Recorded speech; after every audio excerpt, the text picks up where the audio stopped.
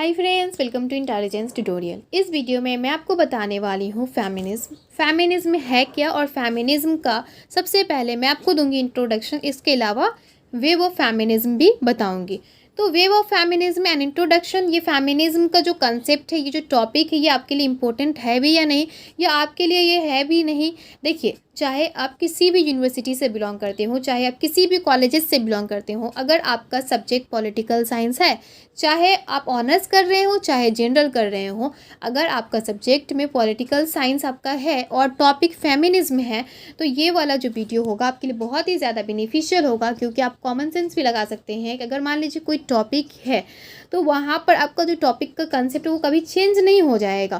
Feminism का concept, Marxism का concept, अब चाहे आप किसी भी यूनिवर्सिटी या किसी भी कॉलेजेस से पढ़ रहे हो, तो यहाँ पर आपका क्या हो रहा है कि टॉपिक जो है वो तो सिमिलर ही है। अब मान लीजिए ये आपका क्या है, फेमिनिज्म है। इसके अलावा मान लीजिए कि कुछ और कंसेप्ट, तो डिफरेंस यहाँ हो जाता है कि जो सेमेस्टर वाइज हो या ईयर वाइज हो आपका यूनिवर्सिटी या कॉलेजेस, तो उसमें क्या हम लोग देख रहे हैं कि ये वाला टॉपिक है, लेकिन किसी का फर्स्ट सेमेस्टर में है तो किसी कॉलेजेस में सेकेंड सेमेस्टर में दिया गया है, मतलब किसी यूनिवर्सिटी में आपका फिफ्थ सिक्स सेमेस्टर में इस तरीके से दिया गया है। लेकिन ये आपका बहुत ही ज़्यादा बेनिफिशियल होने वाला है, क्योंकि इसमें मैं आपको सबसे पहले इंट्रोडक्शन दे दूँगी ताकि आपको ये क्लियर हो जाए कि फेमिनिज्म होता क्या है। क्या आपने जो सुना फेमिनिज्म के बारे में वही कंसेप्ट है या आप रॉन्ग सुने हैं। वेव ऑफ फेमिनिज्म है क्या, ये वेव होता क्या है, मैं डिटेल में एक्सप्लेन करूँगी। तो देखिए, फेमिनिज्म है क्या। फेमिनिज्म जो है उसका इंट्रोडक्शन देख सकते हैं यहाँ पर कि women should have the same right and opportunities as man. Yes, womens के पास उतना ही राइट होना चाहिए, उतना ही अपॉर्चुनिटीज़ होना चाहिए जितना एक मैन को होता है। अगर हम लोग इंडियन सोसाइटी देखेंगे तो इंडियन सोसाइटी को पेट्रियार्कल सोसाइटी कहा जाता है। ये मैं नहीं कह रही हूँ, ये बहुत सारे स्कॉलरों ने कहा। क्यों कहा? क्योंकि परसेंटेज ऑफ इंडिया में अगर देखेंगे, परसेंटेज ऑफ वुमेन जो है वो कहीं ना कहीं डोमेस्टिक वायलेंस का शिकार है। अगर डोमेस्टिक वायलेंस नहीं भी है तो रिस्ट्रिक्शन उनके ऊपर बहुत ज़्यादा है। जैसे कि देखा जाए कि 10 बजे के बाद रात में वुमेन्स को बाहर निकलने नहीं दिया जाता है। क्यों? क्योंकि जो इंडियन सोसाइटी है वो सोचता है कि अनसिक्योर फील करता है कि वुमेन बाहर जाएंगी, अनसिक्योर हो जाएंगी, 10 बजे के बाद जा रही हैं तो इस तरीके से मैन को वहाँ पे ज़्यादा प्रेफरेंस दिया जा रहा है। इसी तरीके से बहुत सारे जॉब ऐसे हैं, अगर वहाँ वुमेन्स एंड मैन हैं, दोनों इंटरव्यू के लिए गए तो वहाँ पे मैंस को ज़्यादा प्रेफरेंस दिया जा रहा है। लेकिन अभी बहुत हद तक बहुत ज़्यादा इम्प्रूवमेंट आया है और अभी ऐसा नहीं है। स्टार्टिंग में बहुत ज़्यादा प्रॉब्लम फेस करना पड़ा। कब? देखिए, एंशियंट टाइम से यहाँ पर वेव ऑफ फेमिनिज्म वही बताएगा आपको कि किस तरीके से औरतों ने अपना आवाज़ उठाया और अपना हक लिया और किस तरीके से आगे आई। ठीक है, क्योंकि अभी हम लोग यहाँ पर जो देखेंगे वुमेन्स का रोल इंडियन सोसाइटी में, तो अभी उतना ज़्यादा भी मुश्किल या नहीं बोल सकते कि बहुत ज़्यादा रिस्ट्रिक्शन है, बहुत राइट दिया गया है। देखिए, अगर आप भी अगर कोई फीमेल्स देख रही हैं तो आपको राइट दिया गया है, तभी आप यहाँ तक पढ़ी हैं। तो पढ़ रही हैं मतलब कि आपको तो राइट मिला। पहले ज़माने में ये भी राइट नहीं दिया जाता था। चार दीवारी में ही, मतलब कि घरों के अंदर ही कैद करके रखा जाता था वुमेन्स को, और वुमेन्स के पास नहीं एजुकेशन का राइट होता था, नहीं किसी कल्चरल पार्टिसिपेशन में राइट होता था, नहीं सोशल लेवल में राइट हुआ करता था। ओके, तो इस तरीके से हम लोग बोल सकते हैं कि फेमिनिज्म जो है, अभी देखा जाए वुमेन्स का जो राइट है वो बहुत ज़्यादा इंप्रूवमेंट आया है वुमेन्स की राइट में। तो फेमिनिज्म, आई होप कि आपको क्लियर हुआ होगा फेमिनिज्म है क्या। मैं अगेन आपको बता दे रही हूँ, फेमिनिज्म का मेन यही कंसेप्ट है। आप लिख भी सकते हैं इंट्रोडक्शन में कि women should have the same right and opportunities as man. Main यही मुद्दा है कि आप जिस तरीके से आप समाज में मैन को दे रहे हैं इंपॉर्टेंस, उसी तरीके से वुमेन्स को भी इंपॉर्टेंस दे। चाहे वो एजुकेशन की बात आए, चाहे वो कल्चरल लेवल में कोई पार्टिसिपेशन की बात आए, तो वुमेन्स को भी आप सेम राइट दें, उसको इन्फीरियर आप नहीं दिखाएं। ओके, आई होप कि आपको क्लियर हुआ होगा। अगर आपको क्लियर अभी भी नहीं हुआ तो डोंट वरी, मैं आपको फेमिनिज्म बताऊंगी, उसका वेव ऑफ फेमिनिज्म बताऊंगी, फिर अगेन मैं उसको 2 मिनट्स में उसको कवर अप कर दूंगी। मतलब स्टार्टिंग से मैं आपको बता दूंगी, तो लास्ट तक इस वीडियो के आपको पूरा क्लियर हो जाएगा।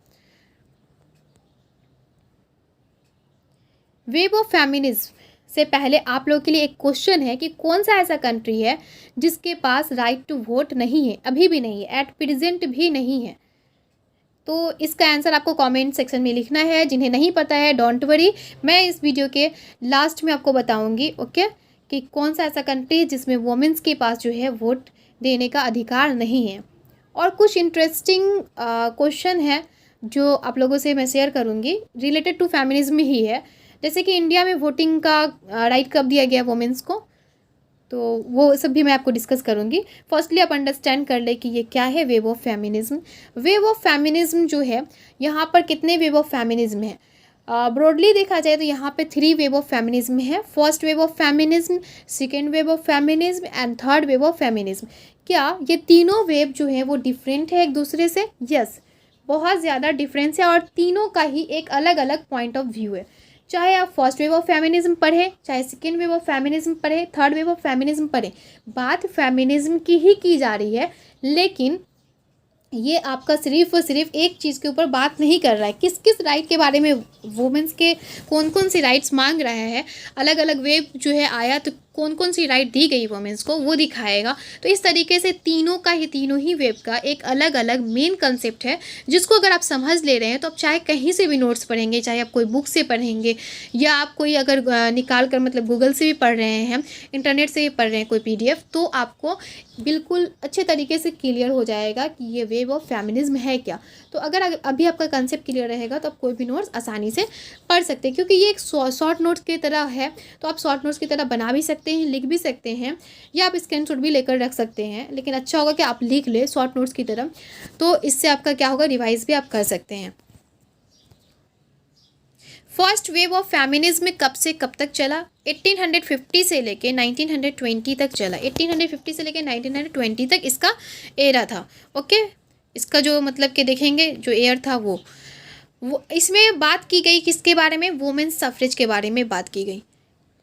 जैसे अगर आप देखेंगे नॉर्मली घर में भी तो क्या देखते हैं हम लोग, या मान लीजिए अगर आप कोई कोचिंग वगैरह में गए, ठीक है, पढ़ने के लिए आप गए, तो आपको लगेगा कि अरे यहाँ तो कुछ अच्छा टीचर होना चाहिए, ठीक है, अच्छे से पढ़ाई होना चाहिए, ठीक है, आपको टीचर मिल गया, एक अच्छा टीचर मिल गया। उसके बाद आपको लगा नहीं नहीं, यहाँ पे टीचर तो ठीक है लेकिन इसका जो है कंसेप्ट जो है शायद वो और भी अच्छे से दे सकता है। फिर आप लोग डिमांड की कि अरे कंसेप्ट भी आप थोड़ा सा अच्छे से दें, ठीक है, आप लोगों को इतना ही उस वक्त मतलब समझ आया। फिर आप लोगों को लगा कि कंसेप्ट सिर्फ क्लियर कर लेने से नहीं होगा, इस टॉपिक से रिलेटेड एक टेस्ट भी होना चाहिए और टेस्ट भी कंडक्ट कराना चाहिए। फिर जो हेड ऑफ उस ट्यूशन के जो भी हेड होंगे उसको आप जाकर बोलेंगे, तो फिर वो क्या करेंगे, उसमें भी इम्प्रूवमेंट करेंगे। सिमिलर इसी तरीके से हम लोग देखेंगे फर्स्ट वेव ऑफ फेमिनिज्म में कुछ डिमांड की गई, फिर सेकेंड वेव ऑफ फेमिनिज्म में कुछ डिमांड की गई and third wave of feminism में कुछ डिमांड किया गया। यहाँ पे वुमेन सफरेज के ऊपर जोर दिया गया कि वुमेन्स के पास राइट होना चाहिए, right to vote. Suffrage means right to vote womens के पास होना चाहिए। ओके, इसके अलावा किस चीज़ पे जोर दिया गया? राइट टू प्रॉपर्टी के ऊपर जोर दिया गया। तो बहुत सारे स्टूडेंट देखकर सैफरेज को मतलब देखकर परेशान हो रहेंगे। सैफरेज देखिए, वुमेन सैफरेज का मूवमेंट हुआ था इस टाइम में, तो वहाँ पर वही वोटिंग के राइट के लिए ही कि वोट का जो अधिकार है वो वुमेन्स को भी दिया जाए। वुमेन्स चाहती थी कि उन्हें वोट देने का हक रहे, क्योंकि स्टार्टिंग में वुमेन्स के पास राइट नहीं था कि वो वोट दे या अपने अकॉर्डिंग जो भी रिप्रेजेंटेटिव आएंगे वहाँ के उनको इलेक्ट करे। जैसे कि आज प्राइम मिनिस्टर जो है इंडिया के, उनको कौन चुना है?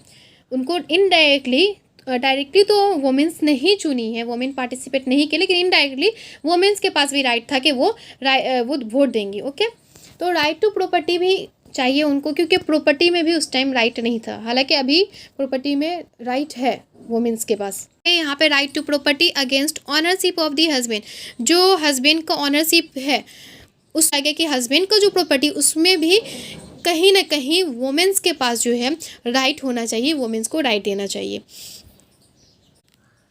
तो यहाँ पे ये 3 बात याद रखना है। वुमेन का जो फर्स्ट वेव ऑफ फेमिनिज्म था कि वोटिंग का राइट मांगी एंड राइट टू प्रॉपर्टी मांगी, और राइट टू प्रॉपर्टी उनको चाहिए था किसका? हस्बैंड का जो प्रॉपर्टी है उसमें भी उनको राइट चाहिए था। ये 3 चीज़ आप याद रखेंगे। अगर आप ये लिख लेंगे, देखिए आपको लिखना होगा डिस्क्रिप्शन में, तो डिस्क्रिप्टिव आप लिखेंगे मतलब थोड़ा लॉन्ग में इसको लिखना होगा, इसका सेंटेंस बना कर लिखना होगा।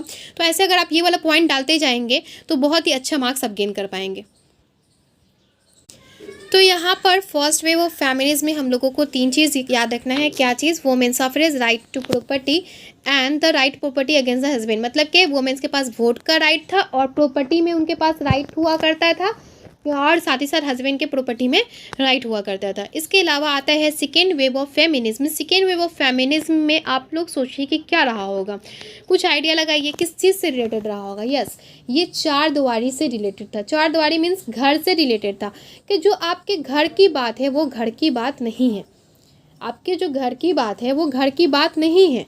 आप जो घर के अंदर कर रहे हैं तो वो घर की बात नहीं है। क्यों? देखिए, आखिर ऐसा बात क्यों बोला गया? पर्सनल इज़ पॉलिटिकल, जो आप पर्सनली कर रहे हैं वही एक पॉलिटिकल इश्यूज़ भी बनेगा। क्योंकि अगर आप पर्सनली तौर पे आप बोल रहे हैं कि आप टॉर्चर कर रहे हैं, डोमेस्टिक वायलेंस कर रहे हैं, वुमेन्स के ऊपर टॉर्चर कर रहे हैं, और आप बोल रहे हैं नहीं ये तो मेरा पर्सनल इशूज़ है, इसमें किसी को इंटरफेरेंस नहीं करने की ज़रूरत है, तो ये गलत है। यही चीज़, यही पर्सनल ही पॉलिटिकल है। ये पर्सनल इशूज़ जो हैं उनको ही आपको पॉलिटिकली दिखाना होगा, मतलब दुनिया के सामने लाना होगा, आवाज़ उठाना पड़ेगा। जो औरतें टॉर्चर सह रही हैं उन्हें भी आवाज़ उठाना पड़ेगा, क्योंकि वो उनका पर्सनल इश्यूज़ नहीं है, वो औरतों की बात है। क्योंकि ज़्यादातर इंडिया हो या बाहर भी देखा गया, स्टार्टिंग में वुमेन्स के पास उतना राइट नहीं था, पर्सनली वो टॉर्चर हुआ करती थी, और देखा जा रहा था कि जो वहाँ के मैन होते थे वो कहीं ना कहीं इन्फेरियर दिखाया करते थे औरतों को। ओके, इसलिए बोला गया कि पर्सनल को आप पर्सनल बनाकर मत रखिए, दुनिया के सामने लाइए, वही एक पॉलिटिकल भी है, पर्सनल ही पॉलिटिकल है। पर्सनल जो आपका डोमेस्टिक वायलेंस हो रहा है वो सिर्फ डोमेस्टिक वायलेंस आपके लिए नहीं है, आप उसको सहने से नहीं हो जाएगा, आपको आवाज़ उठाना होगा ताकि आगे आने वाली औरतें जो हैं वो सेफ़ रह सकें। और इसी देखिए, बहुत ज़्यादा कोई भी चीज़ के पीछे बहुत ज़्यादा मेहनत होती है, तो इन लोगों का ही देन है कि ये लोग वेव ऑफ फेमिनिज्म और बहुत सारे इसमें मूवमेंट वगैरह भी हम लोग को देखने को मिले हैं, जिसकी वजह से आज हम लोग को देखने को मिलेगा कि कुछ हद तक राइट दिया गया है फेमिनिज्म को, वुमेन्स को, लेकिन जितना मिलना चाहिए अभी भी उतना नहीं मिला है। उसके अलावा हम लोग बोलेंगे कि यहाँ पर जो सेकेंड वेव ऑफ फेमिनिज्म है वो, और सेकेंड वेव ऑफ फेमिनिज्म को रेडिकल फेमिनिज्म कहा गया है। रेडिकल फेमिनिज्म क्यों कहा गया है? क्योंकि ये जो फेमिनिज्म थी उनका पूरा मानना था कि ये सोसाइटी में ऑर्डर चल रहा है एक तरह का, कि यहाँ पर मर्दों के पास ज़्यादा पावर है और मर्द ही डिसाइड करते हैं कि कौन क्या करेगा कौन नहीं करेगा। जैसे किसी को बाहर भी जाना है तो उसे मर्द की परमिशन लेनी पड़ती है, मैन की परमिशन लेनी पड़ती है, या अगर कोई जॉब भी करना है तो उसे परमिशन लेनी पड़ती है। तो ये रेडिकल फेमिनिज्म का यही था कि उसको रीऑर्डर कर दो सोसाइटी को, रेडिकल पूरा मतलब कि चेंज कर दो। जो भी रेडिकल वर्ड जहाँ भी लग जा रहा है आपको फेमिनिज्म के साथ लगा, मतलब कि न्यूली चेंजेस चाहती है, पूरा उसमें बदलाव चाहती है। ओके, और ये जो मतलब कि स्लोगन है पर्सनल इज पॉलिटिकल, ये किसने दिया? कैट मिलेट ने दिया। उतना आपको याद रखने की जरूरत। सेकेंड वेव ऑफ फेमिनिज्म में आपको इतना याद रखिए, पर्सनल इज पॉलिटिकल पे जोर दिया गया एंड रेडिकल फेमिनिज्म के ऊपर ज़्यादा जोर दिया गया है। Okay, third wave of feminism में हम लोग आ जा रहे हैं। थर्ड वेव ऑफ फेमिनिज्म किस चीज़ के ऊपर जोर दे रहा है? देखिए, थर्ड वेव ऑफ फेमिनिज्म बोला कि यंगर जनरेशन को दिखा रहा है, इसमें यंगर जनरेशन जो है उनके ऊपर जोर दिया कि डिफरेंस बिटवीन वुमेन, अगर हम लोग वुमेन्स की बात कर रहे हैं, इक्वलिटी की बात कर रहे हैं, तो सभी को एक तरह की इक्वलिटी देने से नहीं हो जाएगा। मतलब क्यों? देखिए, अभी जो हम लोग देखेंगे इंडियन सोसाइटी या कॉन्स्टिट्यूशन में, तो वुमेन्स को कहीं ना कहीं उन्हें छूट दिया जा रहा है, एज रिलैक्सेशन दिया जा रहा है, और हर एग्जाम में देखेंगे एज रिलैक्सेशन उनको दिया जा रहा है, लगभग 10 ईयर्स वगैरह का दिया जा रहा है। एंड अलग अलग शेड्यूल कास्ट, शेड्यूल ट्राइब्स वगैरह को भी यहाँ पर देखेंगे कि छूट वगैरह मिल रहा है। तो यहाँ पर बताया गया कि डेवलप्ड, देखिए एग्जांपल है बहुत सारे, डेवलप्ड कंट्री जो अंडर डेवलप्ड कंट्री, क्या वहाँ की वोमेन, दोनों वोमेन सेम होती है? नहीं, डेवलप्ड कंट्री और अंडर डेवलप्ड कंट्री के वुमेन्स में डिफरेंस आएगा। क्यों? जो डेवलप्ड कंट्री है वहाँ के वुमेन्स को देखेंगे ज़्यादा राइट, अंडर डेवलप्ड वाले को उतना नहीं राइट्स देखेंगे। तो क्या हम लोग एक तरह का बना रहे हैं तो ठीक है, कंसेप्ट एक जैसा बना रहे हैं? नहीं। यहाँ पर एक और दिया गया कि OBC womens and general womens क्या सेम रहेंगी, या क्या विलेजेस एंड सिटी की वुमेन्स सेम रहेंगी? ये सब एग्जाम्पल है कि अगर आप सोचिए कि यंगर जनरेशन जो भी आ रहा है, धीरे धीरे जो डेवलपमेंट आया वुमेन्स के राइट में, तो ये डिफरेंसेस हम लोगों को देखने को मिल रहा है कि डेवलप कंट्री की जो वुमेन्स उनका कुछ और हालत है, अंडर डेवलप कंट्री का कुछ और हालत है, ओबीसी के वुमेन्स का कुछ और हालत है, जनरल वुमेन्स का कुछ और हालत है, विलेजेस के वुमेन्स का कुछ और हालत है, और सिटी के वुमेन्स का कुछ और हालत है। तो मतलब कोई और ही सिचुएशन में वो लोग हैं। तो इस तरीके से बोला गया कि जो थर्ड वेव ऑफ फेमिनिज्म है वो जोर देता है यंगर जनरेशन के ऊपर, कि यंग जनरेशन जो है उनके अकॉर्डिंग, उनका जो डिमांड हो रहा है उसके अकॉर्डिंग उनको अब राइट दिया जाए। यहाँ तक कि हम लोग वुमेन ऑफ कलर में भी डिफरेंसेस करते हुए देखेंगे लोगों को, कि वुमेन्स जो कलर है उनके ऊपर भी डिफरेंस किया जाता है, ये गोरी है, ये काली है, इस टाइप का कंसेप्ट जो है बहुत ज़्यादा हम लोग इंडियन सोसाइटी में देखेंगे। तो कहीं ना कहीं आप इस तरीके से भी क्या कर रहे हैं, वुमेन्स को टॉर्चर कर रहे हैं। फेमिनिज्म का जो कंसेप्ट है वो इससे भी रिलेटेड दिखा रहा है। ओके, अब आपका आ गया answer, in which country women do not have the right to vote. ये है आपका Saudi Arabia. Okay, Saudi Arab जो है उसमें वुमेन्स के पास अभी भी राइट नहीं है कि वो वोट दे सकें। अच्छा, कौन ऐसे कंट्री है जैसे कि जो फर्स्ट गेव में दे दिया वुमेन्स के पास राइट? इसका मैं आपको कहीं ना कहीं और शॉर्ट वीडियो नहीं कम्युनिटी में मैं पोस्ट भी की थी, और यहाँ भी आपको बता दे रही हूँ कौन ऐसा कंट्री है जो फर्स्ट राइट टू वोट दिया वुमेन्स को। वो है New Zealand. Okay, New Zealand is the first country जो दिया था राइट टू वोट वुमेन्स को। और सेकेंड किसने दिया? सेकेंड दिया यूएसए, अमेरिका ने दिया।